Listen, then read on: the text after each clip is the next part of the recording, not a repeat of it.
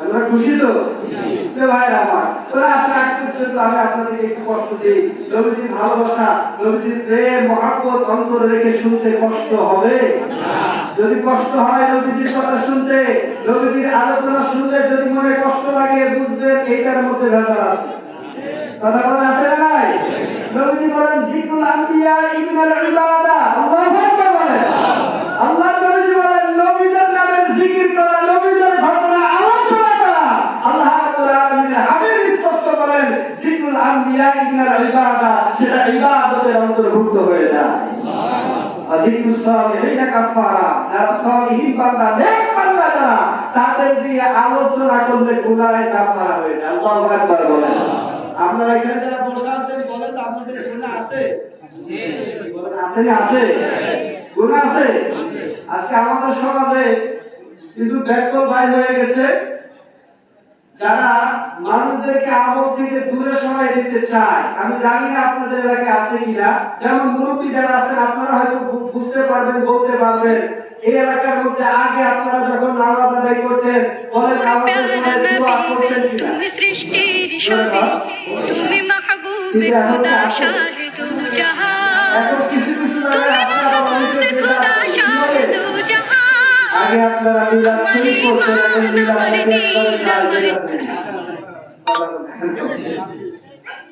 আগে দোয়া করতেন, মানুষ মারা গেলে দোয়া করতেন, এখন বলে বিবেদা। আগে কবরের কাছে গিয়ে জিয়ারত করতেন, কার কাছে? আল্লাহর কাছে দোয়া করতেন। জিয়ারত করতে গিয়ে এই কবরের কাছে গিয়ে মোনাজাত করলেন, শিরক করে। নাউজুবিল্লাহ বলেন না? সবে বরাত আসলে সারা রাত জেগে জেগে নফল ইবাদত করতেন, এখন তারা বলতেছে সবে বরাত নাকি বলতে কোনো কিছু নাই। সারা দিন আবার বিছানায় আগে পড়তেন, এখন বানাইছে 8 রাকাত। কথা বলছেন না কেন?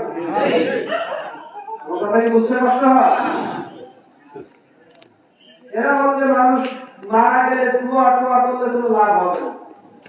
বলে যে একজন মানুষ মরে গেলে সে যে আমল করেছে ওই আমল ছাড়া কিছু যাবে না, বরং দোয়া করে মিলাদ করে।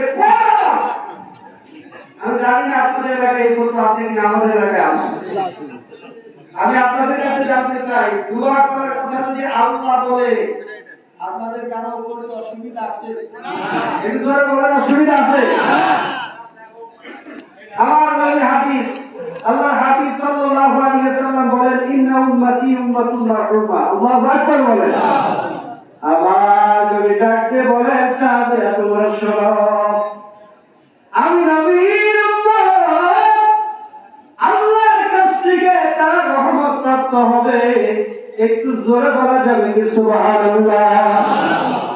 নবী বলেন দাখালা ফি কুবুরিহিম, তারা কবরের মধ্যে প্রবেশ করবে। কিসের মধ্যে? আপনারা মারা গেলে কোথায় রাখে? জোরে বলেন কোথায়? নাকি হিন্দুদের মতো জ্বালিয়ে পুড়িয়ে দেয়? কবরে রাখতে রাখি কি রাখে না? আমার নবী বলেন সামনে শুনো, আমার উম্মতের রহমত প্রাপ্ত হবে। তারা কবরের মধ্যে প্রবেশ করবে ঈমান সহকারে, কি সহকারে? কিন্তু তাদের আমল নামার মধ্যে গুনাহ থাকবে। কি থাকবে?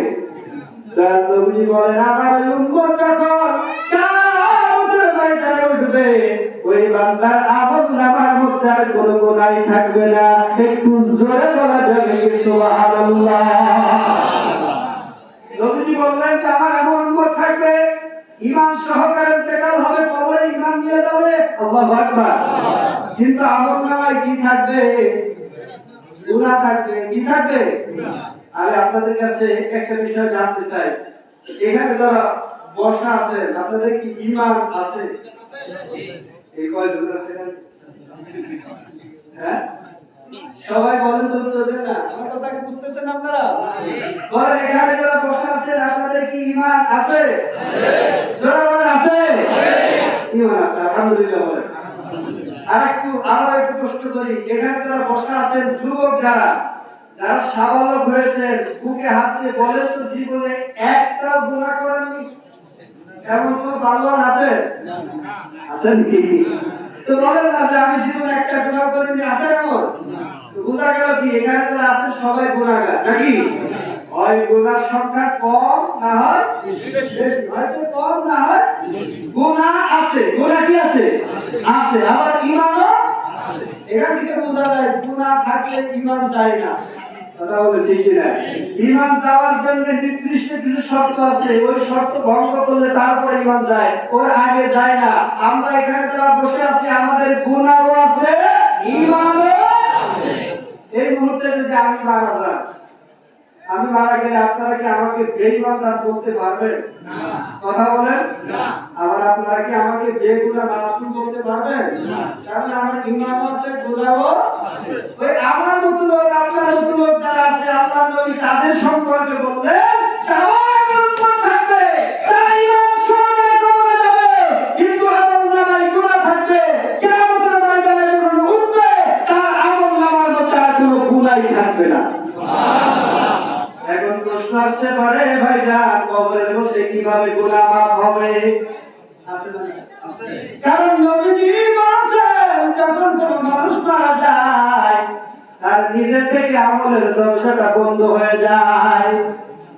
আল্লাহ নবীজি ডাকতে বলেন সাহাবীরা ইন্নাল হাসানাতা ইউযহিবুনা সাইয়্যাত, যখন কোন বান্দা ভালো কাজ করে, ভালো কাজ করলে খারাপ কাজের গুনাহগুলি আল্লাহর কাছ থেকে কেটে দিতে থাকে।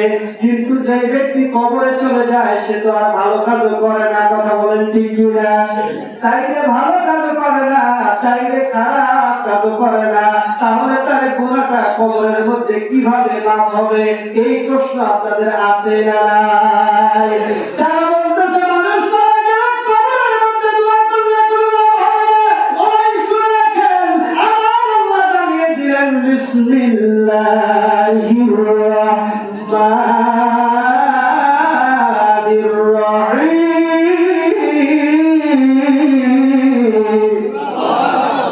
ربنا اغفر لنا ولإخواننا الذين سبقونا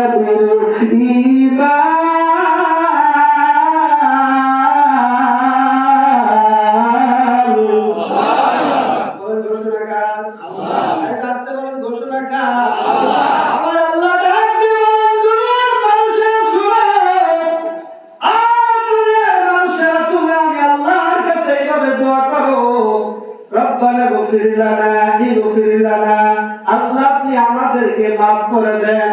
আমরা যারা মুসলমান আছি গো ভাই, আমরা নিজেরা নিজেদের জন্য আল্লাহর কাছে ক্ষমা চাইতে হবে, আল্লাহর কাছে মাফ চাইতে হবে। শিক্ষাটা দুনিয়ার কেউ দেয় নাই, এই শিক্ষাটা দিয়েছেন বলেন তিনি কে?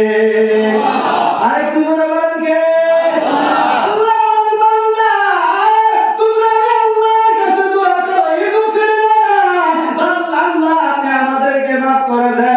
আল্লাহ সাথে সাথে দোয়া শিখিয়ে দিলেন ওয়ালিখওয়ানিল্লাযীনা সাবাকুনা বিল ঈমান। বান্দারা তোমরা যখন নিজেদের জন্য আমি আল্লাহর কাছে ক্ষমা প্রার্থনা করবা, আমি আল্লাহর কাছে নিজেদের গুনাহের জন্য যখন ক্ষমা চাইবা, সাথে সাথে ওয়ালিখওয়ানিল্লাযীনা সাবাকুনা বিল ঈমান, তোমার সমস্ত মুমিন মুসলমান ভাই বোনদের জন্য দোয়া করো যারা ঈমান সহকারে কবরে চলে গেছে। ঈমান সহকারে যারা কবরে গেছে তাদের জন্য দোয়া করার শিক্ষা বলেন দিয়েছেন কে? আরে কি করে বলতে দিয়েছেন কে?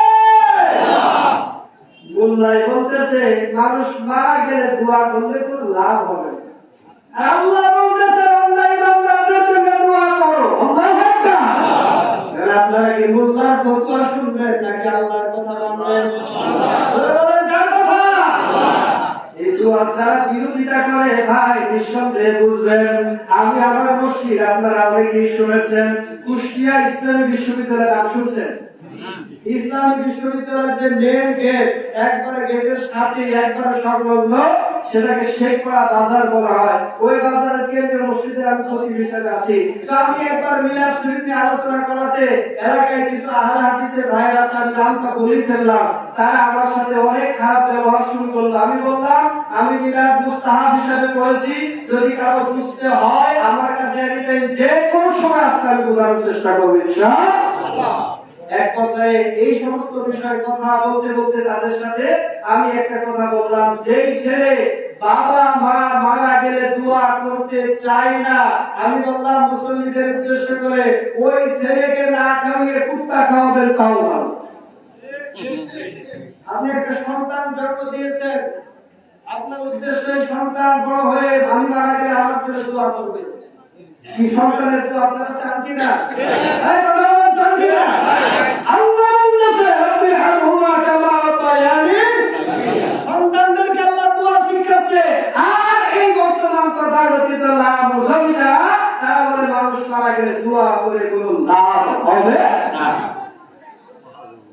আমার আল্লাহ জানিয়ে দিলেন ওয়ালিয়াল্লাযীনা সাবাকুনা বিল ঈমান, ইমানদারদের জন্য তোমরা আমি আল্লাহর কাছে দোয়া করো। নবীজি বলেন একজন মুসলমান অপর মুসলমানের উপরে প্রাথমিক পর্যায়ে 6টা হক আছে। আল্লাহু আকবার। 6টা হক আছে।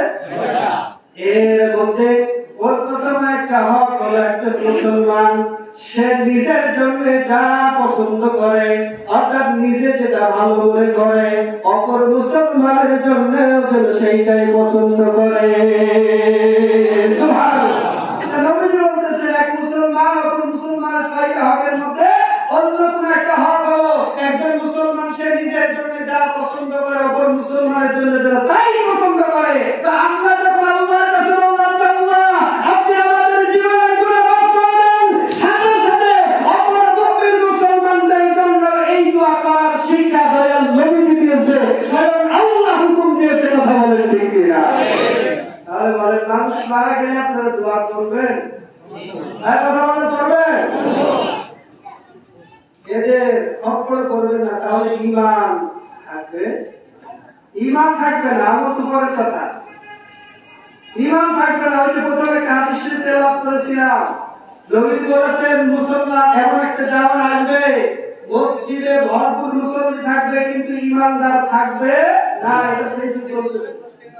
আমার কথা কি আপনারা কষ্ট পাইতেছেন ভাই? আমি সত্য কথা বলতেছি। এই দোয়া করা মানুষ মারা গেলে তো আজ থেকে 10 বছর আগেও এলাকার মধ্যে জারি ছিল, হঠাৎ মৌলবী বাহির হয়ে এই দোয়াটা সব বেদাত বানিয়ে দিয়েছে। আচ্ছা বলেন ইসলাম কি 10 বছর আগের না পুরাতন? আমার কথাই বুঝতেছেন? ইসলাম কি নতুন নাকি পুরাতন? আপনারা কি নতুন ইসলামে থাকতে চান নাকি পুরাতন ইসলামে? আজ থেকে 1450 বছর 1500 বছর আগে আল্লাহর নবী যে ইসলাম এনেছিলেন সেই ইসলাম সাহাবীরা শিক্ষা করেছিলেন, ওই ইসলাম তাবিঈরা শিক্ষা করেছিলেন, তাবিঈরা শিক্ষা করেছিলেন। এইভাবে আস্তে আস্তে আমাদের মধ্যে আল্লাহর আউলিয়াদের মাধ্যমে দেশে ইসলামের দাওয়াত কায়েম হয়েছে। কথা বলেন ঠিক কিনা? দেশে ইসলাম আল্লাহ আউলিয়াদের মাধ্যমে কায়েম হয়েছে। ঠিক কিনা বলেন? আল্লাহ আউলিয়াদের বিরুদ্ধে তারা ফতোয়া দেয়। শুনে রাখেন, আমি নবীজির ক্ষমতা আলোচনা করছিলাম। আমার নবীজি কত সুন্দর মর্যাদা, নবী সম্পর্কে বুঝতে হবে নবী আমার মতো না। আমার নবীর একজন সাহাবীর নাম বলেছিলাম হযরত সাদ ইবনে আবি ওয়াক্কাস রাদিয়াল্লাহু। আমার নবীর সাহাবী সাদ ইবনে আবি ওয়াক্কাস তিনি একবার ইসলামের দাওয়াত দেওয়ার জন্য আফ্রিকায় যাওয়ার নিয়ত করলেন। আল্লাহু আকবার। একটু মহব্বতে দুরূদ শরীফ পড়েন। আল্লাহুম্মা সাল্লি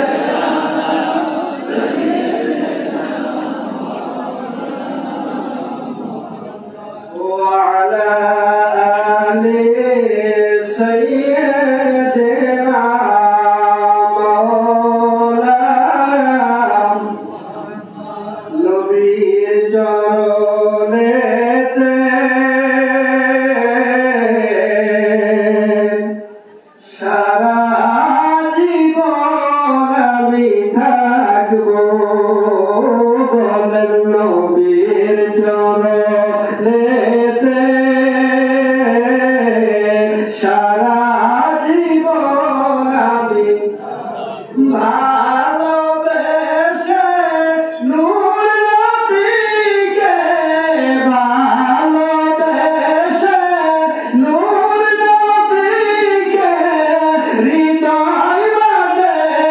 রাখবো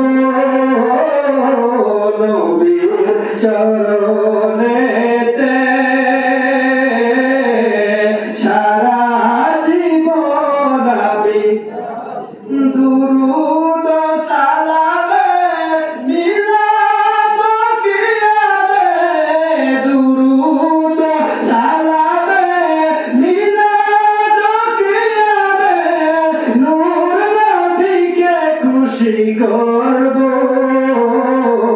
নবীর চরণেতে সারা জীবন আমি থাকবো। আল্লাহুম্মা সাল্লি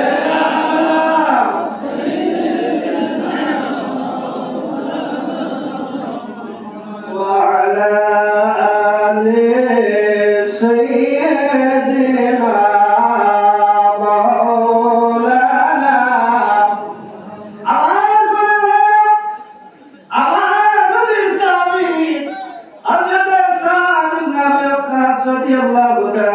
ইসলামের দাওয়াত দেওয়ার জন্য আফ্রিকায় যাবেন। আল্লাহু আকবার। কিন্তু সাথীদেরকে সঙ্গে নিলেন, একা একা যাবেন না, অল্প কয়েকজন সাথী বন্ধুদেরকে সাথে নিয়ে ইসলামের দাওয়াত দেওয়ার জন্য রওনা হলেন। আল্লাহু আকবার। আর সাহাবীদের জীবনীতে পাওয়া যায়, সাহাবীরা শুধু মক্কার জমিনের মধ্যে সীমাবদ্ধ ছিল না, শুধু মদিনার জমিনের মধ্যে সীমাবদ্ধ ছিল না, আল্লাহর নবীর সাহাবীরা তামাম বিশ্বের মধ্যে দাওয়াতি কাজ করেছে, তামাম বিশ্বের মধ্যে ইসলামের ফুল ফুটিয়েছে। কথা বলেন ঠিক কিনা?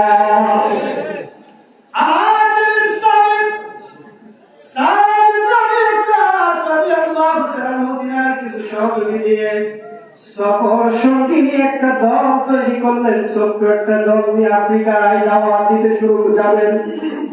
মরুভূমির রাস্তা তিনারা পাড়ি দিলেন। মরুভূমির রাস্তা, কেউ বা উটের পিঠে সওয়ার হয়ে, কেউ বা ঘোড়ার পিঠে, কেউ বা গাধার পিঠে সওয়ার হয়ে ইসলামের দাওয়াত দেওয়ার জন্য আফ্রিকায় যাবে। আল্লাহু আকবার বলেন। এখন দেখবেন সারা বিশ্বের মধ্যে আফ্রিকান যারা আছে, কালো জাতি যারা আছে, তারা যদিও শরীর কালো, চেহারা কালো, কিন্তু তাদের কণ্ঠের মধ্যে একটা আলাদা মায়া বলেন আছে না নাই? আফ্রিকানরা যখন কোরআন তেলাওয়াত করে, আল্লাহু আকবার, আফ্রিকানদের কোরআন তেলাওয়াত শুনতে বড় মধুর লাগে। আল্লাহু আকবার। আমাদের বাংলাদেশেও কোনো অংশে কম না। আল্লাহু আকবার। শুধু আফ্রিকান, আমাদের বাংলাদেশেও কোরআন তেলাওয়াতে কোনো অংশে কম। সারা বিশ্বের মধ্যে আমাদের বাংলাদেশের ছাত্ররা কোরআন তেলাওয়াতে ফার্স্ট হয়। আল্লাহু আকবার। এ ভাইরা আমার, নবীর সাহাবীরা কেউ উটের পিঠে, গাধার পিঠে সওয়ার হয়ে দাওয়াতি কাজ করার জন্য রওনা দিলেন। মরুভূমির রাস্তা যখন পার হয়ে গেলেন, পার হয়ে যখন আফ্রিকায় প্রবেশ করবেন, আফ্রিকায় ঢুকতে সামনে বিশাল বড় একটা নদী, যেই নদীটার নাম হলো টাইগ্রিস নদী বেঁধে গেছে। একটু জোরে সরে বলা যাবে কি আল্লাহু আকবার? টাইগ্রিস নদী বিশাল বড় নদীর সামনে, নদী কিভাবে পার হবে? পার হওয়ার মতো কোনো জাহাজ নেই, কোনো নৌকা নেই। বলেন তো, নদী পার হইতে গেলে জাহাজ নৌকার দরকার আছে না নাই? আছে না নাই? আমি বলছিলাম নবীজি কেমন পাওয়ার, নবীজির কেমন ক্ষমতা আল্লাহ দিয়েছে, নবীজির কেমন মর্যাদা দিয়েছে। ভাই শুনো, শুধু নবীজি পর্যন্ত সীমাবদ্ধ নয়, আমার নবীর উম্মতদেরকেও আল্লাহ নবীজির মর্যাদা উম্মতের কারামত দান করেছে। বলে বলি আল্লাহু আকবার। যখন টাইগ্রিস নদীর সামনে দাঁড়াইলেন, সফরের সঙ্গে বলতেছে, ও আমাদের লিডার, আমাদের ভাই, এতক্ষণ তো আমরা কেউ বা উটের পিঠে, কেউ বা গাধার পিঠে, কেউ বা ঘোড়ার পিঠে সওয়ার হয়ে আসলাম, কিন্তু এই বিশাল বড় নদী আমরা কেমনে পার হব? আমরা কেমনে পার হব? হযরত সাদ ইবনে আবি ওয়াক্কাস রাদিয়াল্লাহু আনহু তিনি সাহাবীদের সামনে ডাক দিয়ে দাঁড়িয়ে গেলেন। ডাক দিয়ে বলেন, সাহাবীরা রে, আমার নবীর সাহাবীরা তোমরা শোনো, ও আমার সাথীরা তোমরা শোনো, আমরা যে ইসলামের দাওয়াত আমার নবীর সত্য দিন নিয়ে আফ্রিকায় যাইতেছে, তোমাদের কারোর মধ্যে কোনো সংশয়, কোনো সন্দেহ আছে কি? আল্লাহু আকবার।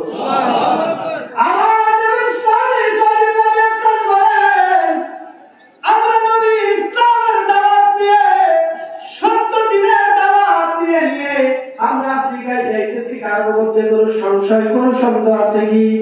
সমস্ত সাহাবীরা জবাব দিলেন, ওগো আমাদের নেতা, ও নবীর সাহাবী, আমাদের কোনো সংশয় নেই, আমরা যে নবীর সত্য ইসলামের পক্ষে আছি এতে কোনো সন্দেহ নেই।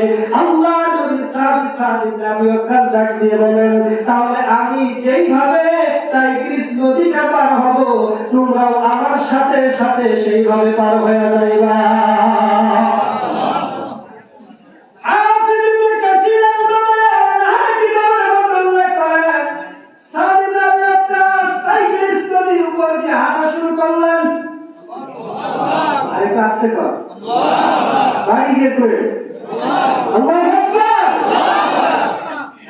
নদীর উপরে সাদ ইবনে আবি ওয়াক্কাস হাঁটা শুরু করলেন। আল্লাহু আকবার।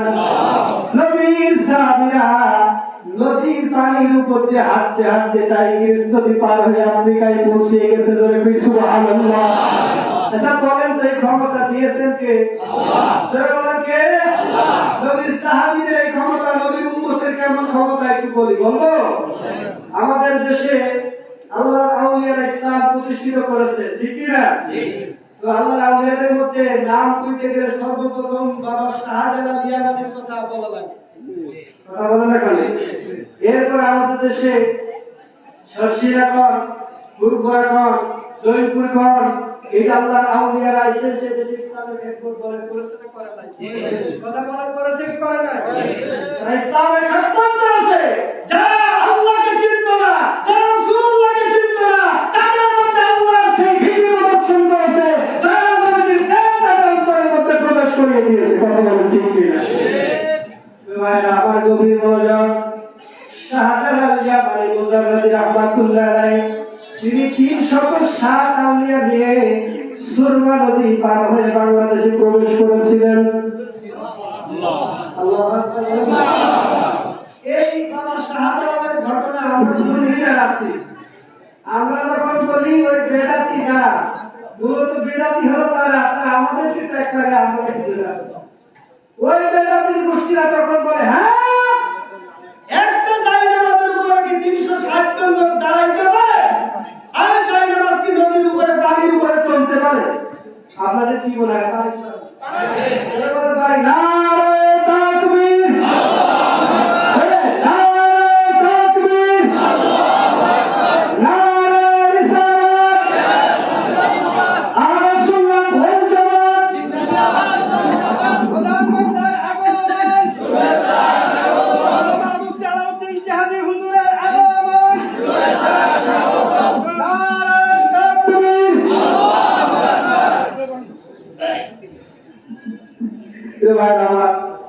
আমরা যার অপেক্ষায় আছি, হুজুর আমাদের মধ্যে চলে এসেছেন। আমি আমার এই কথা সামনের দিকে যাওয়ার বিয়াদবি হবে। আমি হুজুরের একজন নগণ্য ছাত্র, হুজুরের কাছে দোয়া চাই, আপনাদের সবার কাছে দোয়া চাইলাম, আমার জন্য দোয়া করবেন তো ইনশাআল্লাহ। আমি শুধু এতটুকুই বলি, আহলে সুন্নাত ওয়াল জামাতের আকীদা হলো